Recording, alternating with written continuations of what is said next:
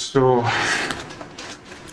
think this is the first time I'm getting to do a YouTube video in a word code, but it requires a word code. This topic requires a word code. If you're watching this video from a place like Nigeria, you probably must have had malaria before at one point or the other.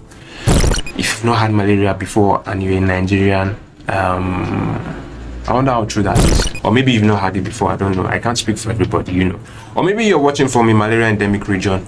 Or maybe you're watching from somewhere where you've never even heard about malaria before. This is your first time of hearing the word malaria. So malaria is a disease caused by a parasite. It's called the protozoan Plasmodium. We have different subtypes, Plasmodium falciparum and all that. But then I'm not going to be talking so much about that in this video. Malaria kills millions of children every year in endemic regions. The word endemic simply means places where you have malaria more than other places. And the endemic regions for malaria are usually developing countries, if you look at it more closely. But recently there has been this talk about a malaria vaccine that really has a lot of effectiveness in preventing the disease. But the question is, why am I making this video exactly? So here is the thing. The first vaccine for malaria was actually developed not recently, not in 2019, not in 2020, not in 2021, not in 2022. The first malaria vaccine was actually developed in 1987. 1987, that's over 30 years ago. The first vaccine for malaria. But then, if you know about malaria, or if you are in an endemic region, you would understand that you probably have never come across any mainstream vaccine being given for malaria. So you're wondering, oh, why? If we've had a vaccine developed for malaria since 1987, why hasn't it been rolled out since then? What exactly is the problem? And so when I saw this piece of information, I was intrigued. I was like, what exactly is behind the reason why the first vaccine hasn't been released? So now let's quickly backtrack and just explain some things right here. So the first malaria vaccine was actually the RTSS vaccine. Stay with me. This vaccine was actually developed in 1987, and it took 30 years or more for this vaccine to actually get to a point where it would have some sort of effectiveness. It wasn't until 2019 or 2020 thereabout that Ghana actually, started to adopt this RTSS vaccine. This RTSS vaccine was said to be about 30 to 34% effective, but then it never really, flew. People never really adopted it like that and all that. And even though it was still in, I think, phase 3, phase 4 of the clinical trial and all that, if it was really effective, it probably would have been rolled out and wouldn't have this new vaccine that we now have here, the R21 vaccine. So the R21 vaccine was actually developed in 2019, 2020, thereabout. It took about 2-3 years to develop the R21 vaccine. And another question comes there. It took about 30 years to develop the RTSS vaccine up to a point where it can be used, but it took only 2 to 3 years to develop the R21 vaccine. What exactly went wrong? And mind you, none of the vaccines have been approved for mainstream usage yet. They are all still under some sort of clinical trial or the other. They're still being developed, they're still being tested in small populations and all that. They're still doing their clinical trials. Basically, that's all what I'm trying to say. So none of these vaccines are out yet. But then the question is, it took 30 years for the RTSS vaccine to be developed up to a point where it can be used, and it took about 2 to 3 years for the R21 vaccine, and even none of the two is in mainstream use yet. So what exactly is the problem here? So why was it difficult to develop the RTSS vaccine? Two major reasons. The first reason being that malaria was a parasite. Parasites generally are difficult to develop vaccines for. And secondly, malaria just likes a lot of wahala. It's difficult to deal with. It's a complex parasite. And because of that, it was difficult to even develop a vaccine for it in the first place. And even when we had a vaccine for it, it was difficult, super difficult to develop that vaccine to its full potential. Secondly was the fact that there was this lack of urgency for developing the malaria vaccine.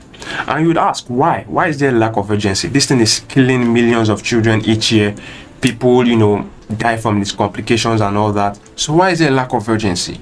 Well, simply because we had something working for malaria at the moment.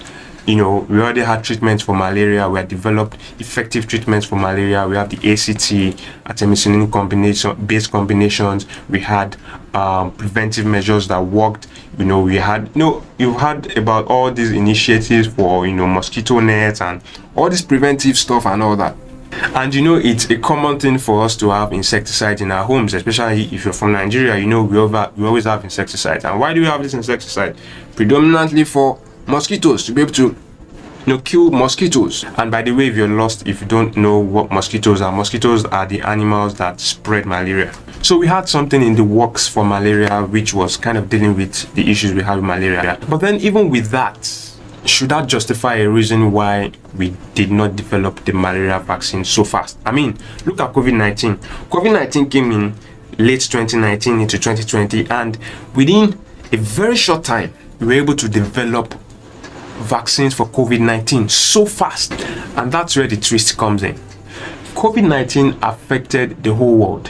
It affected developing countries, developed countries, people who were in the mix in the middle. It affected everybody. It had a crazy kill rate. Millions of people died in a short time of COVID-19, coming to the fore. And because of that, we needed to do something quick. We needed to use an axe as soon as possible. But then look at malaria. Malaria affects only endemic countries. And we are these endemic countries, of course, in developing countries.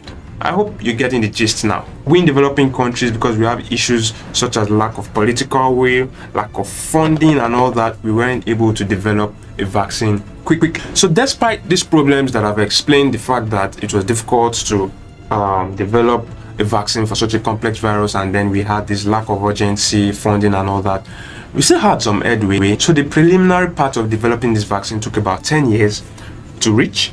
The phase 2 and phase 3 of the vaccine took another 20 years, so making 30 years, and then it was finally then worked upon to have something substantial. But that 20 years was actually plagued with a lot of complications from the clinical trials. Finally, in 2021, it was approved for widespread use, and then Ghana was one of the countries to take it up.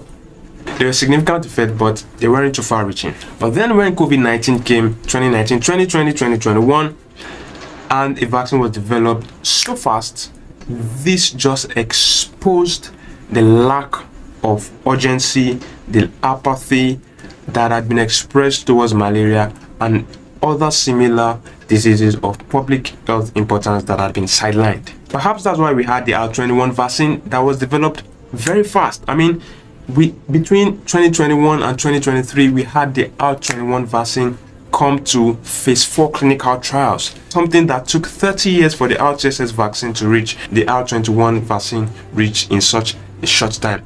Although, of course, we've understood the disease much better, which would, of course, help us create something that is effective faster. But then you can never say never, probably because of the fact that we had COVID, and then it opened our eyes to the fact that we hadn't really been doing so much about malaria. Maybe for some other reason, I really do not know. And when the R21 vaccine came, it had about 75% effectiveness as compared to 30 to 34% in the RTSS vaccine, which was a good thing. And then with the funding that we've been having from places like Bill and Melinda Gates, probably that's why we had the RTSS vaccine comes to its full fruition, and then also maybe the R21 vaccine. The R21 vaccine has gained so much ground within the short time that it has come, and recently even Nigeria actually approved this vaccine for use in Nigeria. But then wait, before you think that you can go somewhere and just get the malaria vaccine, it's not a mainstream. It's actually still going through phase 4 clinical trials. And phase 4 clinical trials is actually looking at if the vaccine can be something that we can adopt in Nigeria with, little or no side effects. So basically, they are just testing the safety of the vaccine for use in Nigeria. So that's going to take some time. Actually, it's going to take at least a year or more, a year, 2 years, or even more. We really do not know. But the R21 vaccine is not yet available it's not something you can just walk into an immunization clinic and get just like that. It's still undergoing testing. But then it promises a lot, especially with the 75% effectiveness. And if the testings go well, it probably would be a true breakthrough for us in Nigeria for malaria and in endemic regions at large. So if it finally finds its way to being released into the mainstream.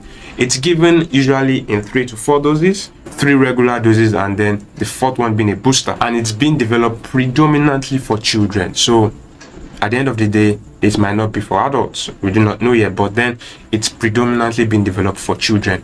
And that's understandable because children are the ones that tend to get affected most in the mortality rates when it comes to the complications of malaria and all that. But for now, all we know is that the R21 vaccine is the new kid on the block. The RCSS vaccine gradually, after spending 30 years to come to its full potential, has been kicked away by the R21 vaccine.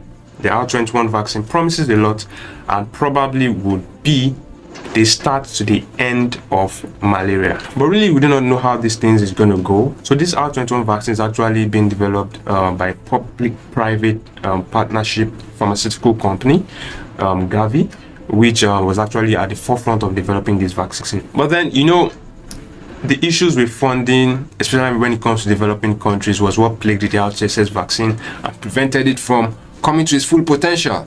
Now we have the R21 vaccine. It probably has come to its full potential already. We are testing it now for safety, but then even to make it mainstream also needs some funding. And one thing you need to know about vaccines and things like this is this: pharmaceutical companies are businesses. They have to make profits. They will not market something that has very little commercial potential. So if we developing countries are not up on our feet to actually do something about these diseases that plague us, not only malaria, we have so many of them that plague us, we probably would get to the solutions very, very slowly.